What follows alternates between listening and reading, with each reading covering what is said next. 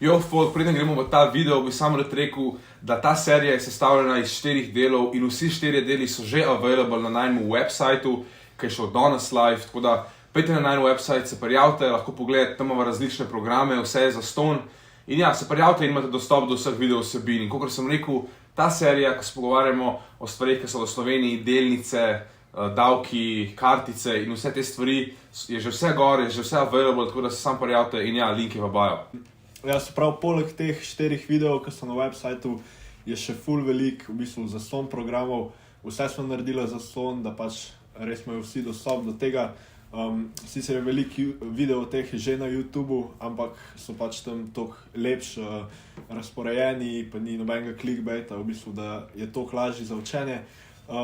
Plus še za ta video posebej o davkih je naredil Tine priročnik za davke, ki je pa isto zaston in je pa tudi link v descriptionu, tako da si lahko še to prenesete. Zdaj pa gremo kar v video. Dobrodošli v novo serijo na tem kanalu in sicer ne vem, kako bi poimenoval to serijo, da na kratko razložim. Na Instagramu sva objavila, kaj vas kaj zanima, kar se tiče Slovenije, se pravi slovenske delnice, kreditne kartice v Sloveniji, SP proti DO, DD, kako so davki v Sloveniji na kripto, na delnice in tako naprej. No, vse to bomo v bistvu povedali v tej seriji. Ja, to je prvi del te serije in danes bomo govorili o davkih. Ta serija bo bila z gostom, sicer s Tinetom, fliss.finance na Instagramu, imate tudi vse v descriptionu.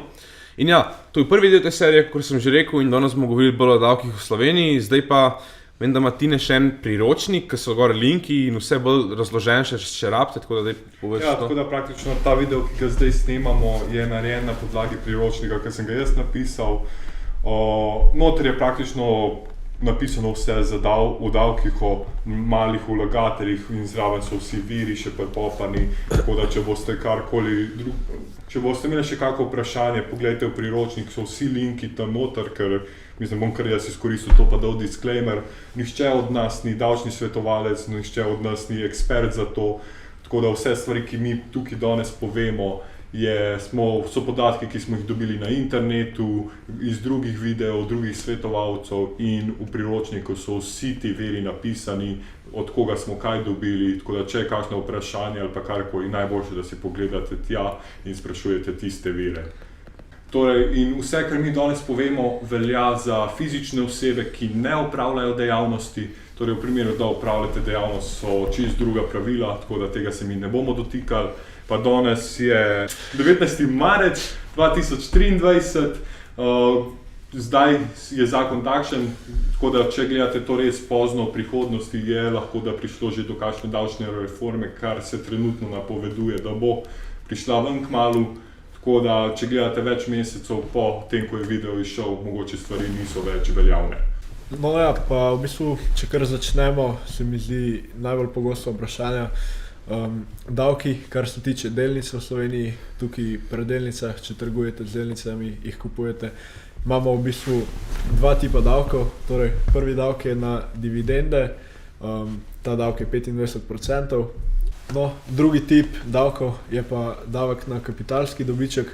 Torej, kapitalski dobiček je ta razlika med ceno delnice, ki ste jo vi kupili, pa cena, ki ste jo prodali, se pravi, če je višja, na to razliko ste pa obdavčeni. In tukaj se gre pa v bistvu po stopnjah, glede na to, koliko časa jo držite. Torej, do 5 let je davek 25%, pol od 5 do 10 let davek 20%, 10 do 15 je davek 15% in po 15 letih davka tukaj ni več.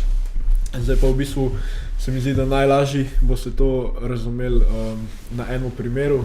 Tine, če daš ti ta primer. Pa najprej še, preden gremo na ta primer, kako napovedati te davke. Pač vi morate te davke napovedati, se pravi FURS-u, finančni upravi.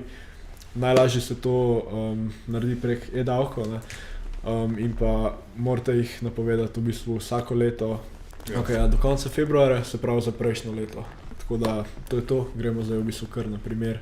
Ok, torej primer, kako v bistvu deluje davek na delnice.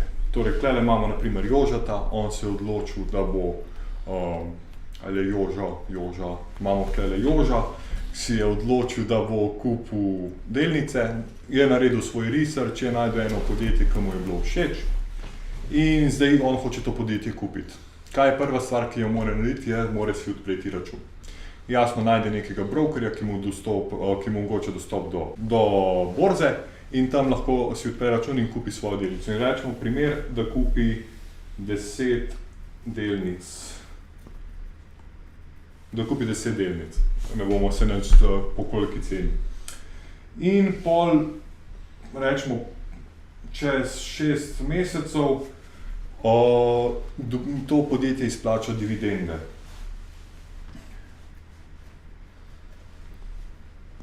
Evo, izplača neko dividendo in tukaj pride zdaj davčno relevanten dogodek. Joža mora na te dividende izplačati 25% davka da državi. Potem, čez, rečemo, koliko smo rekli, 3 leta, čez 3 leta Joža kupi še 20 delnic. Kupi še 20 delnic in čez 3 leta jih proda 20. Prodal jih je 20. Kakšen davek mora zdaj plačati? Zdaj, v Sloveniji imamo mi metodo, ki se izračuna po davku, ki se imenuje FIFO. Kar pomeni first in, first out. Torej, ko on proda 20 delnic, jih je najprej prodal tehle prvih 10, ki jih je najprej kupil in potem še 10 od tehle 20, ki jih je kupil drugo. Kar pomeni, da se pogleda, torej on je prodal delnice, prvi tehle je kupil 6 let nazaj. Kar pomeni, da za 10 delnic bo na dobiček plačal 20% davek, plus za naslednjih 10 delnic, ki jih je kupil pa 3 leta nazaj, bo plačal pa 25% davek, to je petka. Bo plačal pa 25% davek. To je tako zelo preprosto povedano, malo bolj podrobno je na spletni strani, tako da tam so stvari malo bolj podrobno predstavljene, ampak to načeloma tako deluje davek od delnic v Sloveniji. Torej ta FIFO metoda, ko se gre za prodajo. Če čez 15 let proda še preostalih 10,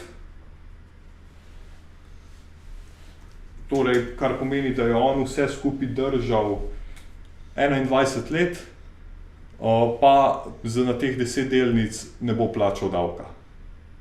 Torej, ali pa ko rečem tako, da po tej naši lestvici, če držiš delnico več kot 25 let, na to ni davka. In v bistvu ista stvar se šteje, ko kupuješ točke sklada ali pa ETF-a, veljajo iste stvari. Ko torej ETF izplačuje dividende, moraš plačati 25% davek in ko prodajaš ETF, moraš imeti koliko točk si kupil kdaj, da se pa lahko po FIFO metodi izračuna, koliko davka moraš plačati. Ok, zdaj, ko si omenil ETF-e, tako da tukaj bi rad še nekaj povedal, se pravi, pri teh akumulacijskih ETF-ih, ki se ti dividende, ki jih izplačuje ETF, se ti pač avtomatsko reinvestirajo. Zdaj povej, kako moraš to pol najaviti pri finančni upravi, kako je tukaj? Torej, ko imaš akumulacijske ETF-e, tukaj v bistvu, ko izplača dividendo in se reinvestira, to sta dva davčno relevantna dogodka. Prvi je, ko izplača dividendo, torej tukaj se plača 25%, rabiš prijaviti, prejel sem dividende, toliko in to. Tudi če se pač reinvestira, rabiš prijaviti. Tako je. In drugi je pa, ko se reinvestira, si kupil nove točke sklada. Torej, moraš si nekam napisati, koliko točk sklada si dobil, za koliko denarja, da potem, ko boš te točke prodajal, da boš znal spet po FIFO izračunati, koliko bo treba plačati davka. Ok, cool. V redu, se pravi, to je po moje, kar se tiče delnic pa ETF-ov, v bistvu to, no, se mi zdi, da smo vse povedali. Zdaj veliko je pa v bistvu v Sloveniji teh brokerjev, ki pa v bistvu pri njih ne kupujete delnice, čeprav mogoče vi tam vidite delnice, ne vem, recimo vidite Tesla, pa mislite, da je to delnica. ampak v bistvu kupujete pri njih CFD, se pravi, to so te finančni inštrumenti, kako se reče. Izvedeni finančni inštrumenti. Izvedeni finančni inštrumenti. In tukaj morate paziti, zato ker so pač drugačni davčni zakoni so pri temu. Tudi v bistvu druga stvar, ki jo morate paziti, vi na teh brokerjih pač teh delnic sploh nimate v bistvu v lasti, ampak trgujete samo za v bistvu ceno od teh delnic. In ja, v bistvu, kot sem rekel, tukaj so drugačni davki, so tudi večji davki, se pravi, davki do 1 leta, se pravi, če držite CFD 1 leto ali manj, oziroma manj kot 1 leto, so davki 40%, potem če držite to med 1 in 5 let je 27,5%, med 5 pa 10 20%, med 10 in 15 je 15% in pol od 15 let naprej je tukaj 10%. Se pravi, ta podobna lestvica je v bistvu kakor pri delnicah, samo da so davki ful višji. Tako je. Tako da, ja, tukaj pasta na raznih platformah, kakor so kakšen eToro, naprimer, to so v bistvu CFD-ji. Tudi recimo, če kupujete kripto na eToro, pa se bomo dotaknili še kriptovalut, ker ni davkov. Na eToro so, zato ker vi ne kupujete kriptovalut, ampak kupujete te CFD-je in so pač 40% davki, če držite to manj kot 1 leto. Tako da, ko smo pa lih pri kriptovalutah, kakšni so davki na kriptovalutah? Davki pri Forexu, kriptotu in fizičnem zlatu so 0%, se pravi, ni obdavčeno, razen če je to vaš glavni vir prihodka, pa rabite to itak imeti registrirano, kakor neko dejavnost. Tako da, potem pa je davek. No ja, da to registrirate kakor dejavnost, pa itak rabite odpreti SP ali pa DOO in potem to preko tega si izplačujete. Je pa v bistvu tukaj še ena posebna oblika teh delnic, se pravi, pri nekaterih brokerjih imate recimo kakšne affiliate programe ali pa ne vem, rešite anketo, pa dobite zastonj delnico. No, ko vi dobite to delnico, to je smatran kakor dohodek in vi morate to prijaviti na FURS-u kakor dohodnino, poveča se vam pol ta osnova za dohodnino in na temu pol plačate pač tak davek. Poleg tega pač pol tudi, ko prodate, plačate davek na kapitalski dobiček, se pravi od te cene, ko ste vi dobili to delnico, pol, če ste v profitu jo prodali, na ta profit plačate še kapitalski dobiček. Ampak ja, to sem hotel opozoriti, da če dobite kdaj kakšno tako darilo, delnico, morate tudi to v bistvu reportati FURS-u.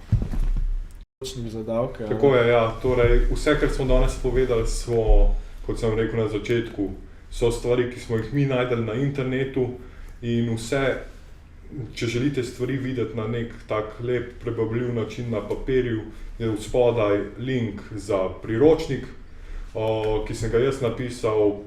Praktično vse to piše, pa malo še bolj podrobno razložim, kako pri nas deluje dohodninska lestvica. Vse do zdaj, dokaj res spet ne spremenijo, ker mi to Slovenci spremenimo vsako leto. Praktično obup. Tako da, ja, torej, če hočete stvari videti na lepši način, je od spodaj link v opisu in so tudi vsi linki, kako smo mi prišli do teh informacij, zato da nas lahko preverite, ali pa če imate kakšno vprašanje, lahko tudi tam najdete dodatne informacije.